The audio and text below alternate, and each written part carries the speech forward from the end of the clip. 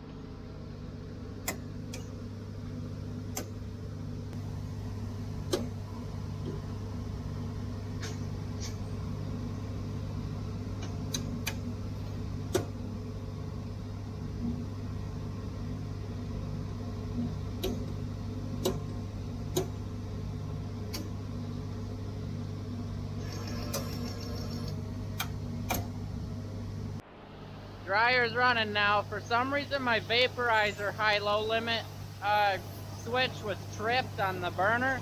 Took me about 10-15 minutes to figure out what happened to it. It just would not turn on at all.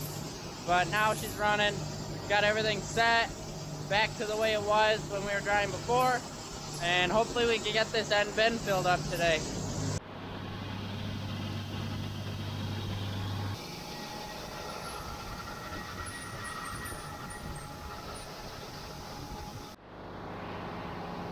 The 4020 ran out of fuel while I was gone getting the last load.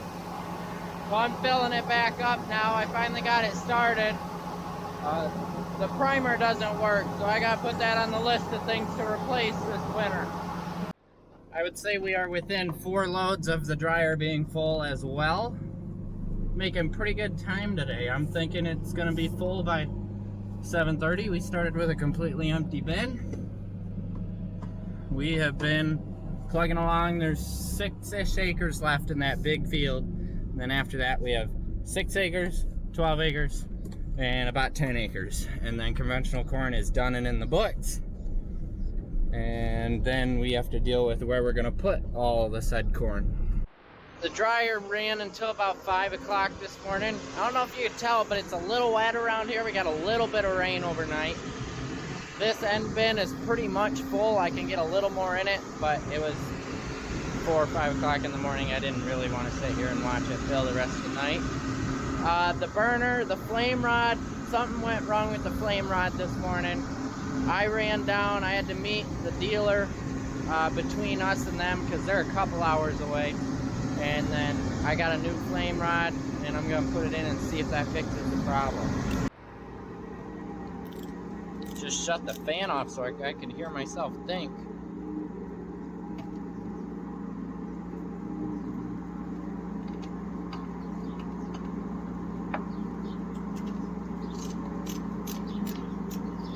Becoming way too good at working on all this stuff.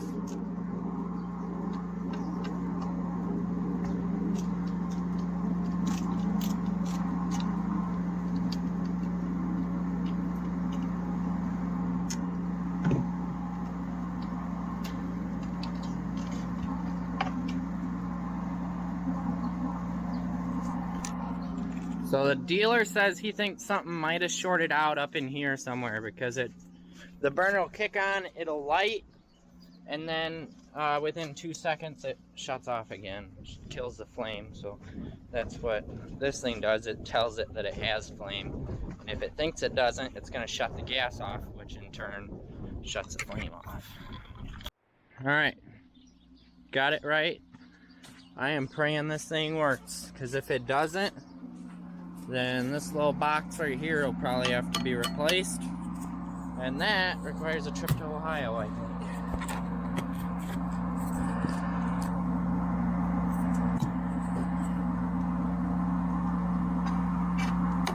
Forgot to close the lid while I was screwing around with all of that.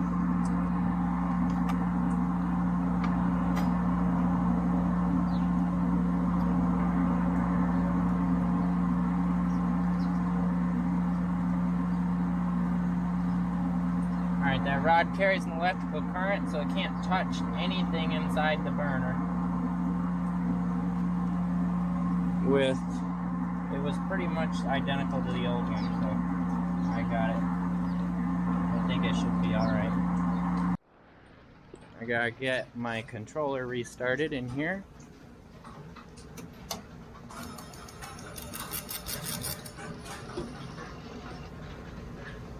There you go. We go start the fan, or start the burner now.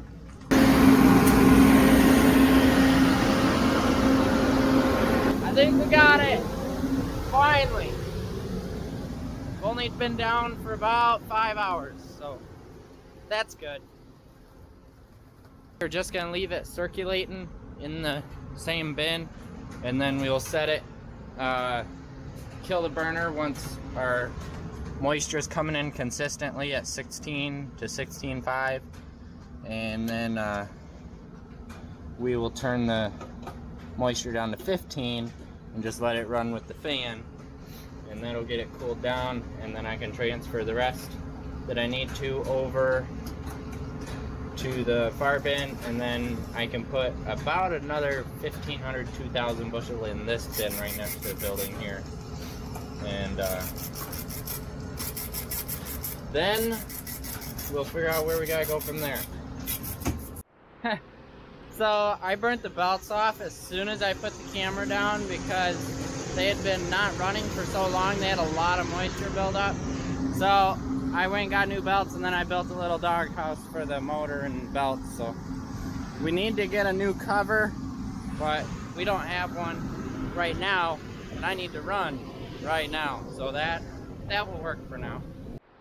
18% was the last sample taken. Most of that field went out at, the average was 20. We had a 100-day in there side by side with the O2K39, and that yielded 1 bushel less, but came off a point lower in moisture. So that hybrid averaged 19.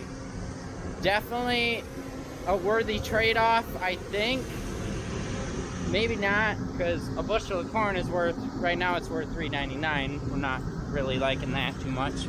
But drying a point of moisture off of 1 bushel is, right now we're doing 6 points of moisture for around 13 to 15 cents.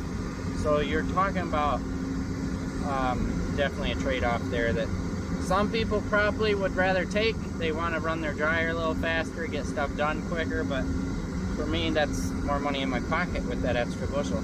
I suppose I should take a second to tell you guys what the specs are on this dryer. I told you guys what the bushel capacity was, but I never actually told you what the specs of our operation is. The bin is a 27-foot diameter bin. It's got a 10 horsepower motor on the front. That fan back there is a 20 horsepower centrifugal going through the Blue Flame 2, I think is what that burner is called. And then 1, 2, 3, 4, 5, 6, 7 rings tall, but the top 1.5, 2 rings are not fillable with the dryer system. And then you got about a little more than a half a ring of floor on the bottom. And then this is running a dual sweep. So 2, I believe they're 4-inch sweeps feeding an 8-inch vertical, and then I believe we're feeding 6-inch transfer augers up on the top. So that just gives you an idea of what we're running.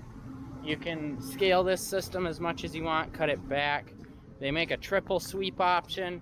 They also make an option that's just sweeps without a vertical, so you run sweeps and do like one of your unload augers in the bottom. You can run it out. That's for systems with like a leg or something like that, which would be more ideal in my opinion. It would have less moving parts. This dryer ran from about 12:30ish yesterday afternoon, all the way up until about 5 this morning. It was winding the burner down.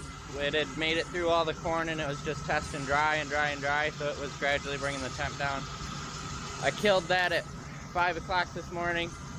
I just got back now. I had turned the transfer moisture down to 15 and left the fan running and let it sit here and cool and circulate.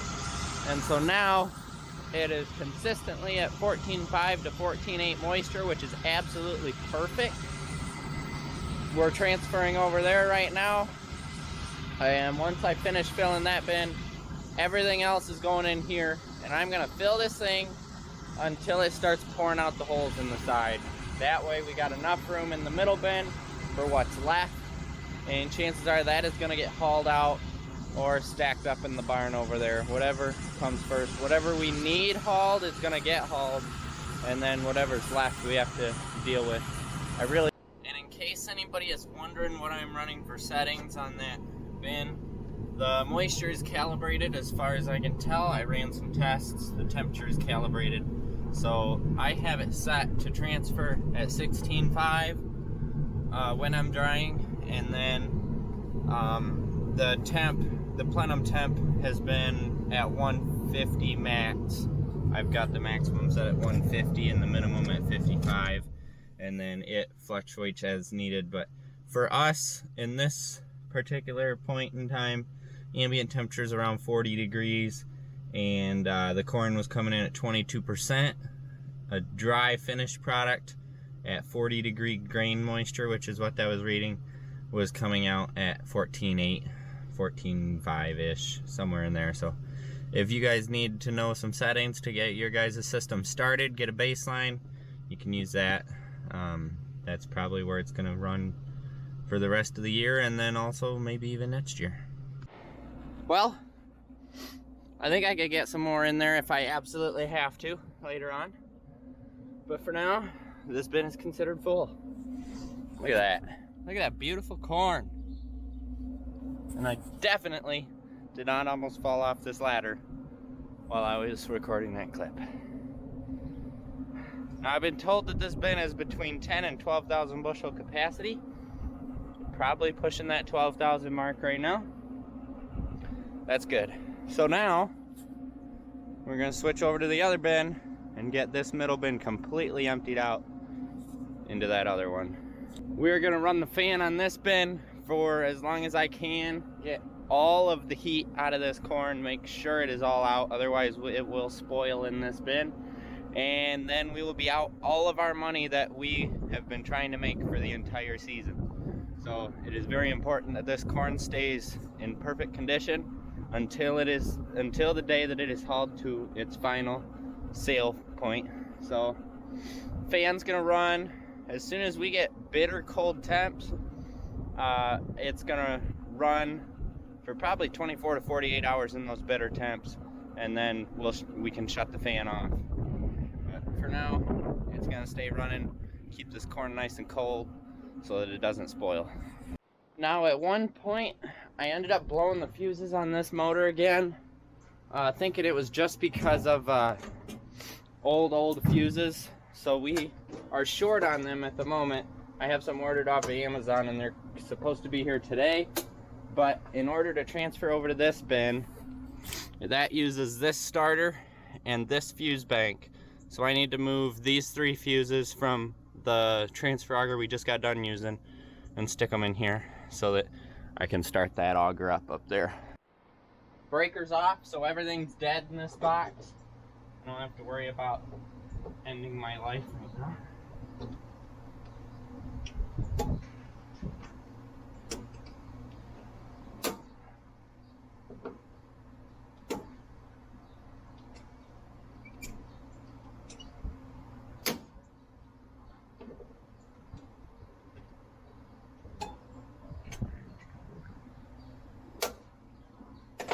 On up there, that one will stay running, and then we can finish filling this bin. So there is some corn in here right now. We're gonna fill it up until corn starts pouring out those holes over there on the far side. or until the bin's empty, whatever comes first. This bin is not in great shape. It needs a few rounds of rings replaced about halfway up. It also needs a floor, and while you're tearing the floor out, might as well replace a 6-inch unload with an 8-inch unload, because 6 inches horribly slow when you're trying to fill a semi. Any second now that transfer auger will kick on. Any second now.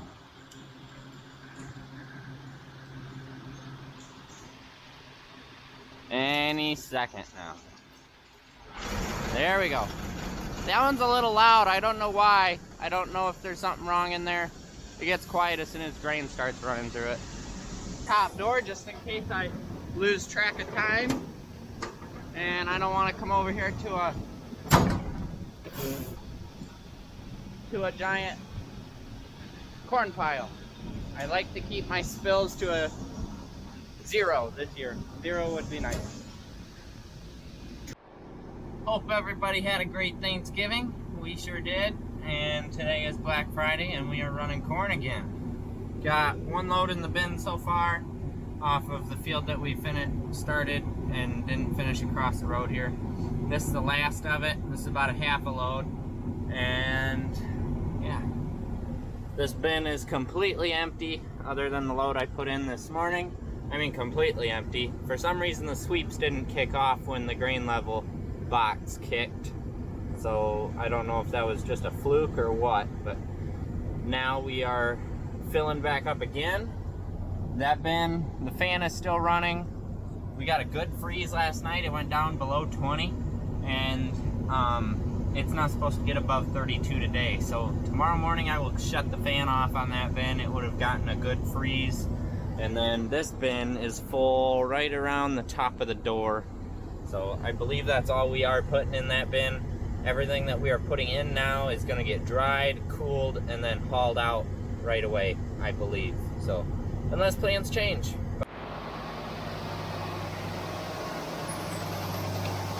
Unloading the second to last truck.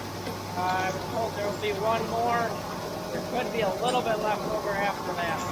For sure, one full truck left. And then we are done with conventional corn for 2023. Well, we still have custom. Got about 40-45 acres of custom corn. And then we gotta come back here and do about 85-90 acres of organic. Well, would you look at this? Sunday brings almost 2 inches of snow. Definitely not what we were expecting. There's only a 40% chance of less than 1 inch as of Saturday morning. And by when it started snowing on Sunday, it changed to a 100% chance of 1 to 3. So that's just how Michigan works, if you guys don't know that. But with it being a little bit of a sticky snow, it is stuck to the corn. And we do not want to run that corn through the combine while the snow is on the corn. And anybody who's tried running corn with snow on it will know that once you plug your sieves with snow, it is a miserable, absolutely miserable process of getting it unplugged. It involves, when you have a heated shop, it works a lot better, but our combine doesn't fit in the shop with the door closed, so you have to sit there with a salamander heater running, and you have to sit there and pick all the snow out of all the sieves. It is a nightmare. So we will take a day off of running, but I don't know how much of this I covered. Saturday morning, or let's start with Friday night, we filled this bin. It's just over the door, probably a ring over the door once you level off the cone. And because of it emptying completely down to the floor before, I was supposed to charge the sweeps. Now what I mean by that is when you get about a foot of grain in the bin, you're supposed to kick the sweeps on for about 5 seconds and then shut them off. That gets grain under the sweeps so that they don't bow when you put more weight on them. Well, guess who forgot to do that? This guy. So Friday night, went to fire the stirrator up and it was just blowing fuses on the motor because the motor was overloading. Well, went Saturday. The bottom is completely dry on this bin. The bottom probably foot or two, not much. And I did that to see if I could get the motor to turn over a little easier. And I had a pipe wrench on the end trying to turn it by hand. Couldn't get it to budge, and I was bump starting the motor, so turn it on, turn it off, turn it on, turning it off. And I ended up shearing the pin on this sturator. And what you don't know about shivers is the shear pin is in the middle of the bin, under the floor, on the end of the unload auger. So do you know what that means? We have no way to stir it or transfer it out of that bin except by loading it on a truck and taking it out. So we are gonna be taking a hit on about, I figure it'll take 3 loads to get down to the center to where I can climb in there and change the pin out. If it's the pin, hopefully it's the pin. We have had that shaft break that runs through the middle. If that is the case, that's gonna be a real pain in the butt. We'll have to get a new shaft machined and all that, but long story short, we're gonna have to haul probably 3 or 4 loads of corn out directly to the elevator at about 19% moisture, which isn't bad for hauling in, but when you have a dryer, you really would like to not have to haul wet corn in, period. So we're gonna be hauling that corn in, and then after that, not just that, but over the weekend, when the elevators were closed, the price of corn absolutely crashed. Our local elevator went from $3.99 to $3.68 a bushel. The elevator up north that I'm gonna be hauling to went from $4.16 to $4. It's not good. We're gonna be taking, hopefully we're still over break even on this corn once we're into the elevator, but after drying costs shrink, it's not gonna be good, but it's what we have to do. So I am gonna be getting this auger wired back in, this Westfield, make sure this is cleaned out, clean this auger out because it had beans ran through it last, and get everything ready. Hopefully by then, salt trucks have hit the back roads here. Dad will be here and we'll get our driveway plowed out so the semi doesn't get stuck. And hopefully we can get 1 or 2 loads out today. And then tomorrow, we'll probably be starting on custom work again. And we'll get the custom knocked out tomorrow and Wednesday. And then we'll be back to hauling on Thursday out of here and getting this bin fixed if we can't get it all the way done and fixed today. And then Friday, I think, is supposed to look like this again. It's supposed to be a real mess, freezing rain and all sorts of stuff, so that'll be fun. And then hopefully we can get started on organic corn. Well, hello guys, little update. This is the gearbox that goes in the center of the dryer bin. And you're probably wondering, well, what's it doing outside the dryer bin? The answer is that the shear pin and the shaft was not the culprit on that. So what happened is when I was bump starting it on and off, it sheared some teeth off some gears in this lower gearbox, because you can turn this just a hair more. Oh, I'm turning that the wrong way, that's why that's doing that. And we got movement, and then as soon as you get around to the exact same point, we lose it. So there's teeth broke off on this top. There's a shaft going down with a big sprocket on it, and that sprocket, or gear, I guess it's technically called a gear, has teeth missing, and that's why you get to this point and this one just spins. So the plan was and still is, might change here shortly, to replace this entire assembly from top to bottom. We had the straight truck. I had to run some corn out of the bin so that I could work in it. That's in there. The semi's full of our custom corn. I got to take that in this morning, but I am just getting our new drum of oil put in place. I got to clear this area out here so that I can get a couple projects in that are coming. I have a lawnmower coming in from somebody that I have to put an engine in, and I have to go out back and find the lawnmower that I have and make sure that engine is still functional to put into it. Otherwise, it might end up being some sort of rebuild project or something. I don't know, but we'll figure it out when we get there. And yeah, so I'm just doing some shop stuff. I'll take that truck in after Dad takes off with this gearbox, and then when he gets back, we'll probably be installing the new one. It's been raining nonstop since Saturday, really, or Friday. So it's pretty moist, and even on the last day of us running, I got the truck buried in the field, and that wasn't good. So we will be given a couple days rest here, and hopefully we can get the dryer done and be ready to rock and roll with organic corn when Dad gets back. Here's our new gearbox, and just like anything, you go to turn it and it is so much tighter than our old one was. So our old one was definitely worn, and this one is nice and tight, and we will get to putting this in probably tomorrow if we aren't running corn. And then I'd do it tonight, but it's dark, so it's gonna be pitch black in the bin, and just going by the light of my phone, it really won't be that easy. So tomorrow's project should be able to easily get it in a day. I would think it should come out faster than it came in, because I now know what I'm doing, putting it back in. So we'll see. I'm gonna pick up new bolts for there, all these bolts. There was 10 bolts just holding the bracket into the bin. I thought that was a lot, but 3 there, 2 there, then there's 3 holding the bracket to the gearbox. Not up and running completely yet, but I have one sweep on. I put it on right in line with the side sump so that I could get all the bolts to go in and everything.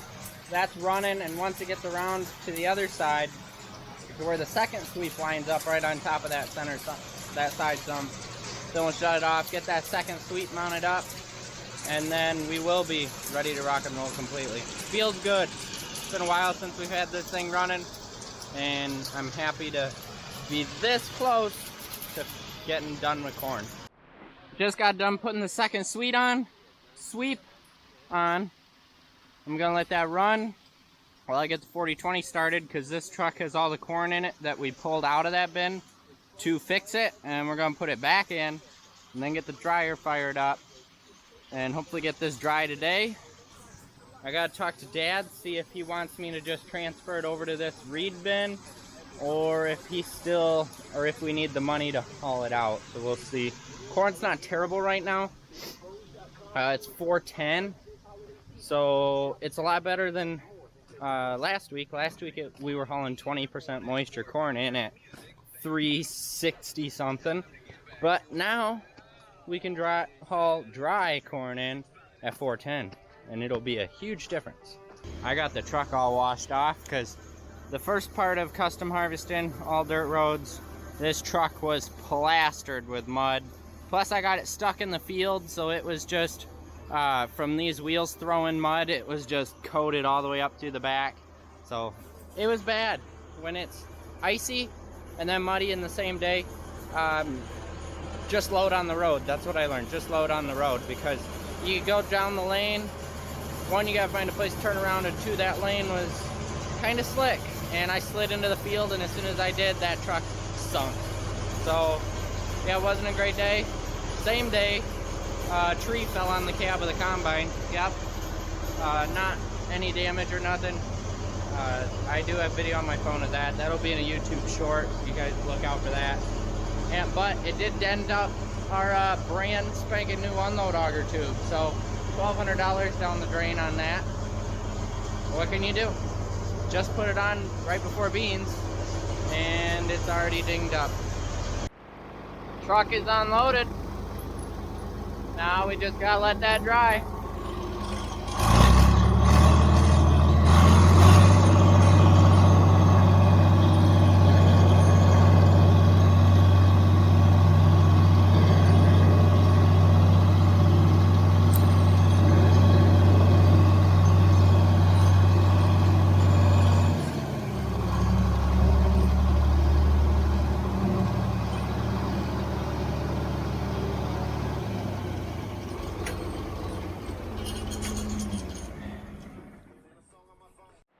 Well guys, I'm gonna get this dried. Hope and either haul it out or transfer it over to the other bin. Hope you guys enjoyed this video. It's gonna be quite a long one, but just gonna try something new with this one, try some long form episode. And so here you go. Thanks for watching. Like, comment, and subscribe, and I'll see you next time.